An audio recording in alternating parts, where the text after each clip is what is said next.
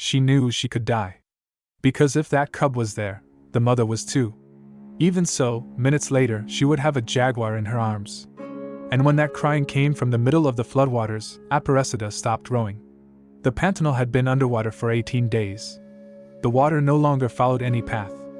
It pushed through fences, swallowed old trails, ripped away chicken coops, carried off logs, animals, memories. And that morning, Aparecida had not gone out because she was brave. She had gone out because she was hungry. The last chicken had disappeared in the current. The pen was gone. The eggs had run out. And at 68 years old, she still had to row a small canoe through brown, heavy water full of branches and current. Every movement cost her. The paddle went in. Pushed. Her arm hurt. She breathed. And repeated. Until she heard it again. A thin sound. Almost nothing. But it was crying. Aparecida held the paddle in the air.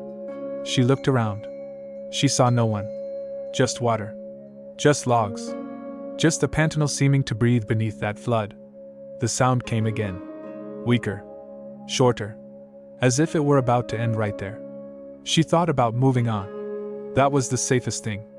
In that region, flooding did not only bring animals closer to people's homes. It also brought hunters.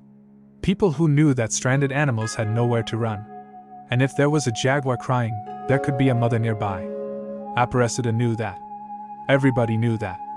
You do not touch a jaguar. You do not pick one up. A jaguar is never completely alone. If there is a cub, there is a mother. And if the mother was watching, Aparecida was already too close to escape. But the crying came again. Almost a sigh. And she turned the canoe. She rowed toward the sound. The current did not help. The canoe scraped against branches. Dry limbs scratched her arms. A wall of logs had piled up between two large trees. Aparecida pushed with the paddle. Then with her hand. The wood groaned. The current slammed underneath. Then she saw it. And in that same instant, she understood that she could die there. At that moment, she knew there was no safe choice anymore. Caught in the tangle of branches was a small body. Soaked. Still. A jaguar cub. Its front paw was twisted, trapped at the wrong angle between two heavy branches. Its fur clung to its body. Its eyes were half closed. But it was still alive. The cub looked at her. And cried. Aparecida froze. The paddle stayed motionless in her hand. She looked out at the flooded forest. Searching for any movement. Any shadow. Any sign of the mother. Nothing. Just water passing by. Just the cub losing strength. She pulled the canoe back a little. She could leave. She should leave. And maybe that was her last chance to get out of there alive. But that sound would not let her. Aparecida eased the canoe against the branches, leaned forward slowly, and reached out her hand. The cub tried to react. It was only the slightest movement. No strength behind it. She grabbed a branch and pulled.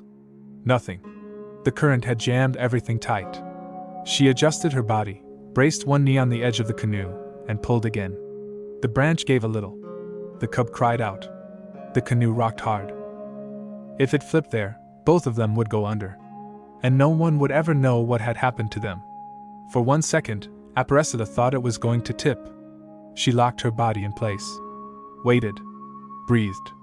And pulled with every bit of strength she still had. The branch came loose. The paw came free. And the cub fell straight into her arms. Too heavy for its size. Warm. Weak. Almost gone. Aparecida did not think about the danger. She did not think about whether the mother was nearby. She did not think about the hunters. She just held the animal against her chest, turned the canoe, and started rowing back. Now the current pushed the canoe along, but the weight changed everything. Every sound felt too close. Every shadow seemed alive. But nothing appeared. When the shack came into view in the middle of the water, Aparecida did not slow down. She tied the canoe as best she could. Climbed up with difficulty. Opened the door. Went inside. And laid the cub on her own bed. For 1 second, she stood there looking at it. Just one. Then she grabbed her pillow and threw it on the floor. The decision had already been made. The bed was his. She opened the last can of milk she still had. Mixed it with water to stretch it. Wet a clean cloth. Brought it to the cub's mouth. Nothing. She tried again. Nothing. On the third try, it swallowed. Without strength. Without wanting to. But it swallowed. And that was enough to change both their lives. Even if she still did not know the price of it. Night fell with the shack surrounded by water on every side. Wind pushed through the cracks. Wood creaked. Outside, the Pantanal felt like another world. Inside, there were only two breaths. Hers. And his. She did not sleep. Every few minutes, she woke with the same fear. That the cub had stopped. But it kept going. Weak. Uneven. Alive. In the middle of the night, the cold crept into the room. The cub's body started to shake. Aparecida pulled an old blanket over it. It did not help. She hesitated. Then sat on the bed, pulled the cub closer, and rested its body against her own leg. The shaking eased. Slowly. Until it stopped. She stayed there without moving. Without the courage to sleep. Without the courage to let go. When morning came through the cracks in the wall, Aparecida was still awake. Her body hurt. Her head felt heavy. But the cub opened its eyes. Slowly. As if the world were too heavy to face all at once. She ran a hand over its damp fur. It trembled slightly. But it did not try to bite. It did not try to run. It only stared at her. As if it were trying to decide whether that woman was a threat. Or the only thing it had left. The second day began with a cruel calculation. Aparecida looked inside the milk can. A little. Very little. If she stretched it carefully, maybe it would last 2 days. Maybe. After that, there was no plan. She made another watery mixture, dampened the cloth, and brought it to the cub's mouth. This time, the cub reacted. It swallowed faster. Its chest rose and fell with a little more strength. It was still not much. But it was improvement. And improvement, in that place, was almost a miracle. The hunger, though, remained. Aparecida needed to go out. Leaving the cub alone felt wrong. Having no food was worse. She took an old wooden box, lined it with dry cloth, and placed the animal inside. It let out a low complaint. Aparecida put her hand over it. Easy. It did not understand the word, but it seemed to understand the touch. Aparecida went back out onto the water. The flood was higher than it had been the day before. She rowed to a calmer stretch, improvised a fishing line with old string and a bent hook, and waited. The sun climbed. Her arms shook. The hunger tightened. And nothing came. Every minute raised the same question.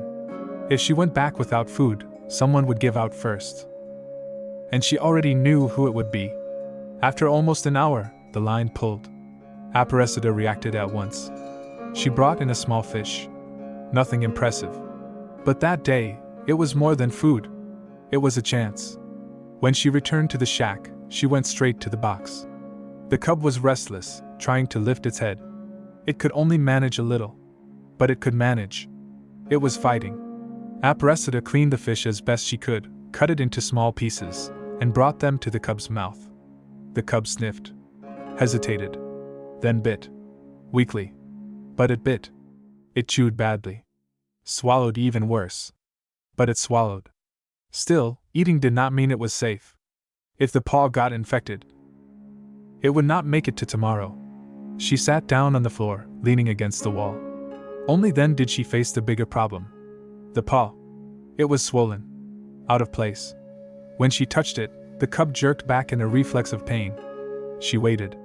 Breathed. Tried again, more slowly. This time it did not pull the paw away. It only tensed. Aparecida took 2 thin pieces of wood and tore an old cloth. This is going to hurt. And she knew that if she got it wrong, she could kill it right there. It did not understand. But its body did. She lined up the paw carefully. The cub screamed. The canoe was no longer there to rock, but her heart rocked just the same. Aparecida held firm. She could not stop halfway through. She set the bone. Positioned the wood on both sides. Tied it with cloth. Tight enough to hold. Not so tight that it would do more harm. When she finished, the cub lay still. Breathing fast. Eyes open. Aparecida waited. A few seconds that felt far too long. Until its body relaxed. It did not attack. It did not run. It just stayed there. Exhausted. and trusting a little more than before. That night, it did not want to go back into the box. It dragged itself slowly across the floor and lay down near her. Not touching, but close. Aparecida understood. The box stayed empty. The bed stayed his. And she slept on the floor. In the middle of the night, she woke to a low sound. It was not crying. It was not pain. It was a calm vibration, almost like a small purr. The cub was breathing better. For the first time since the flood, Aparecida closed her eyes and slept for several hours straight. The days that followed were not easy. They were slow. With little food, little clean water, little strength. But the cub kept improving. The paw still hurt, but it was already trying to turn over on its own. Then it tried to sit up. Then it tried to take a step. It fell. Tried again. Fell again. For a moment, Aparecida thought it would not get up anymore. Her hand even started to reach toward it. But she stopped. Aparecida did not help right away. She just watched. It needed to relearn. And it did. On the third morning, she realized she could no longer call that animal only a cub. It needed a name. Aparecida looked at the water around the shack. Looked at the land hidden beneath the flood. Looked at that small body refusing to give up. Bear. The cub lifted its eyes. And for the first time, it no longer looked like it was only surviving. It looked like it was choosing to stay.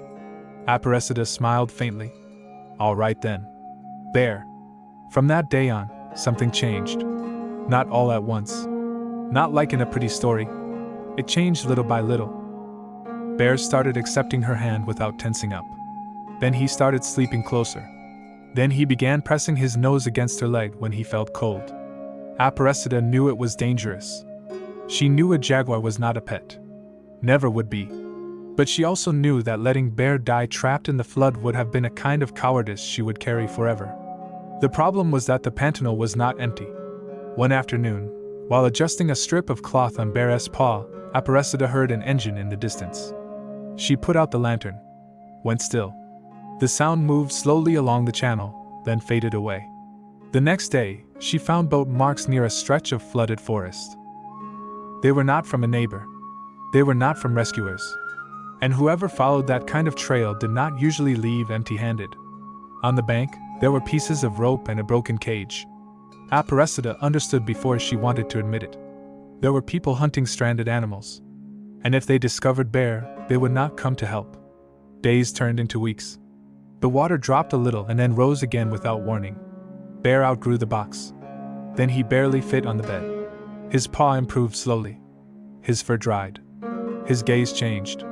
There was still something cub-like in him, but his body already carried the strength of a young jaguar. He stepped out onto the flooded porch, sniffed the wind, heard things Aparecida could not hear, and always came back. Not because he was trapped, because he wanted to. That was the part she could never explain. Then came the second great rain. It was not an ordinary storm. It was heavy, relentless, with lightning splitting the sky and thunder shaking the entire shack. During the night, the water rose higher than Aparecida had expected. By morning, half the dry floor had disappeared. The shack became unstable. The food ran out. The can of milk was only a memory now. The dried fish was gone. And Aparecida began to feel feverish. First came the heat in her forehead. Then the dizziness. Then her legs started failing when she tried to stand. Bear noticed. He did not understand medicine. He did not understand hunger. But he understood weakness. He stayed close, watching. She no longer had the strength to go out. And that morning, when Aparecida tried to scoop water out of the canoe with a can, Bear vanished. She called him.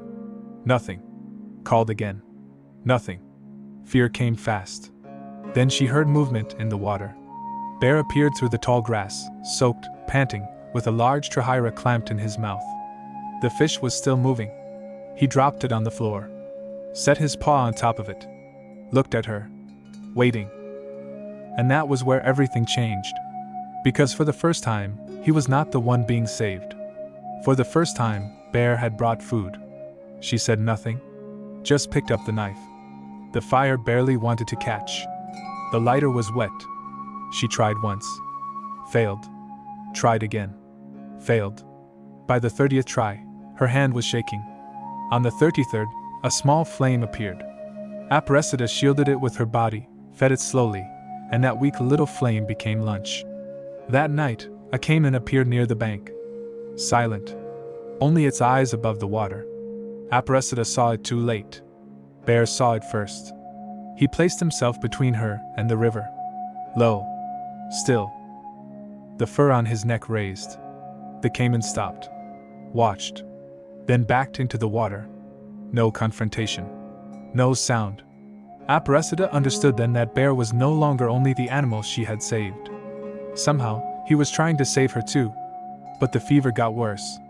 The next day, Aparecida tried to stand and fell to her knees. Her head spun. Her legs gave out. And she understood that maybe it would not be the flood that killed her. Her mouth was dry. Her hands split open with sores. She needed help. She needed to do. He was the only one who knew the flood routes, and still trusted her enough not to ask the wrong questions. Aparecida grabbed her cell phone. No signal. Of course. Then she remembered the old tower on the Brejo Comprito channel. 2 kilometers. Maybe more. And she did not have the strength for even half of that. But there was a radio there. If it still worked. She looked at Bear. Bear looked back. We're going to have to go. The canoe was in bad shape. One patch had opened. Water was leaking in slowly. Aparecida stuffed cloth into the hole and pressed it down with her hands. It would not last long. It had to last. Bear climbed in by himself and sat in the bow. As if he knew. Aparecida pushed the canoe out and began to row. The trip to the tower felt longer than any distance she had ever crossed. The flooded forest closed in on both sides. Branches scraped the canoe. Every few minutes she stopped to bail water with the can. Then kept going. At one point, the canoe ran aground on a hidden sandbar. Aparecida got out. The water hit her knee. The mud pulled at her foot. She shoved the canoe forward inch by inch. Climbed back and almost out of breath. Farther ahead, she heard an engine. This time closer. She pulled the canoe under the trees and went still. Bear did not move either. The boat passed in the distance. Men's voices came broken by the wind. One of them laughed. Aparecida knew that kind of laugh. And she knew exactly how that ended. That was the kind of man who did not miss a shot. It was not a neighbor looking for people. It was a hunter looking for an opportunity.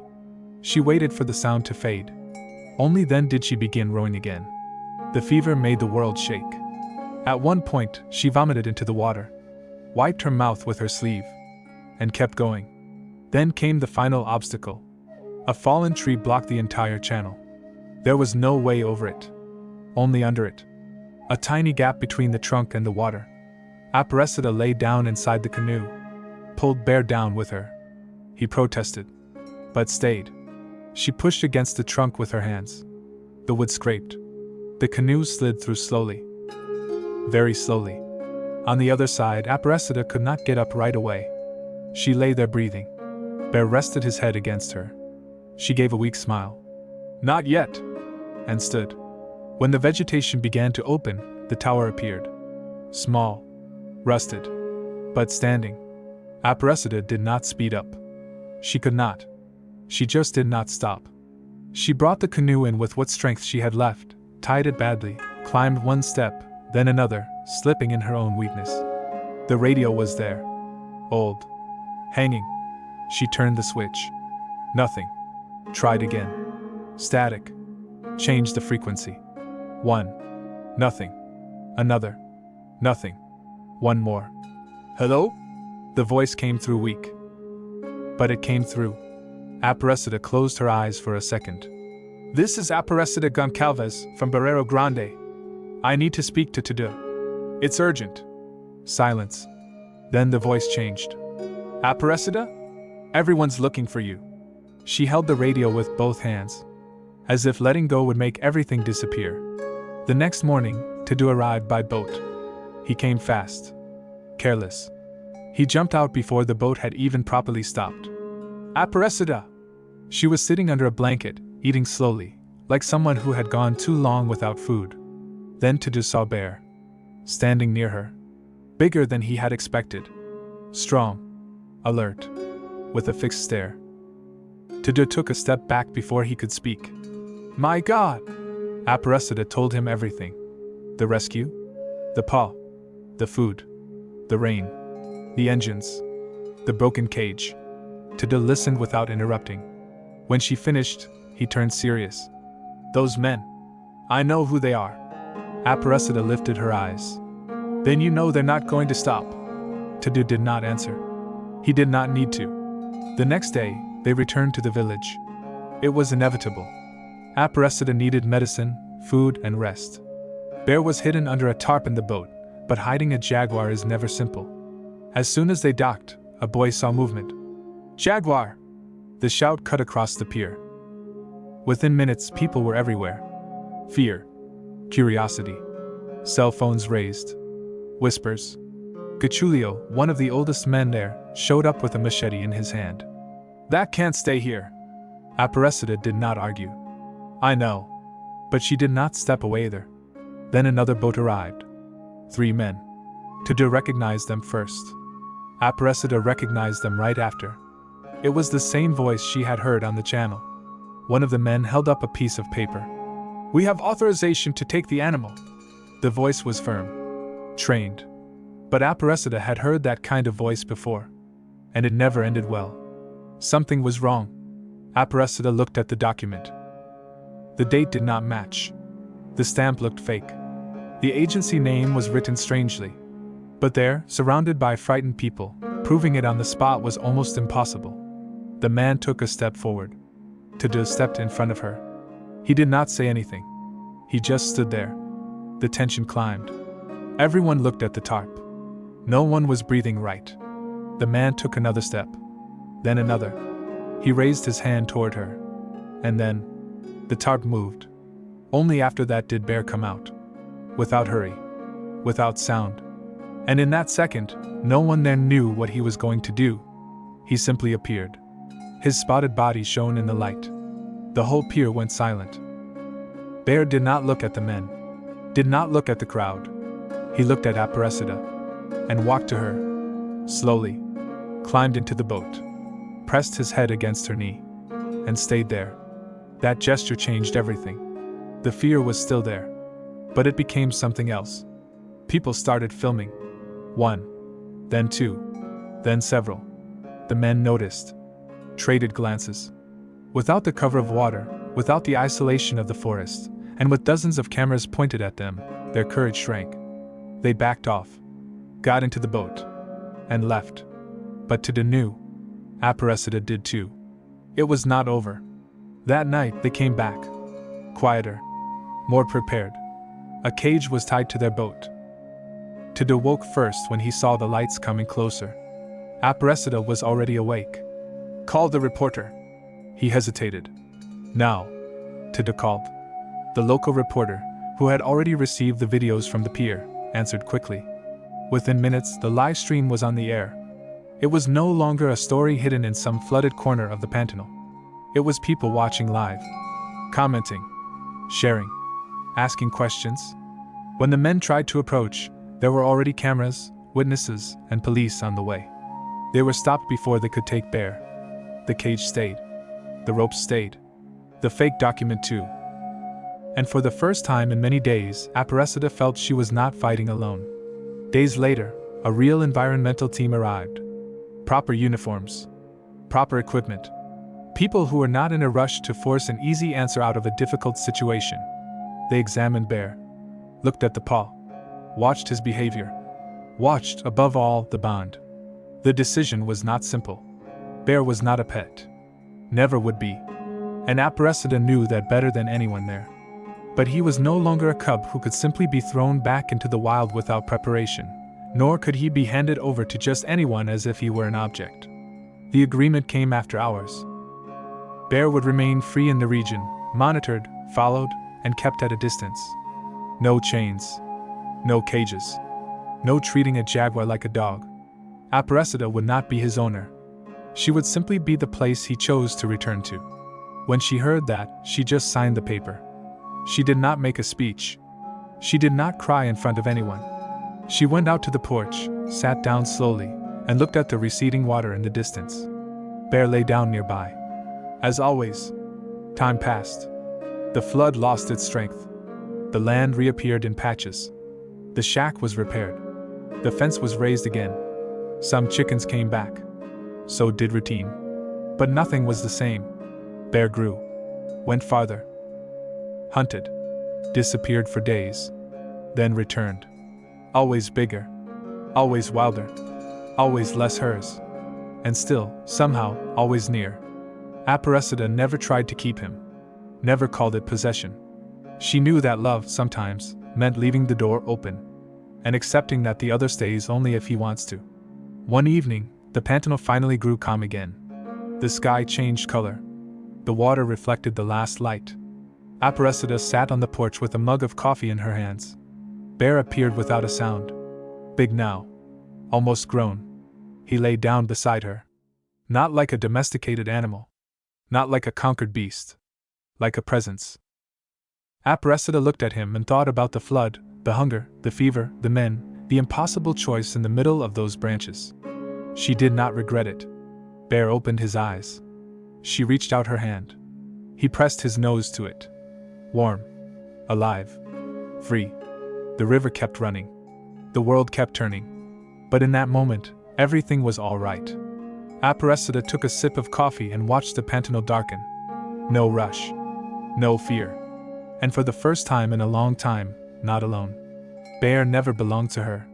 And maybe that was exactly why he always came back. To Aparecida, that was more than possession. It was an answer. And after that, she never felt empty again.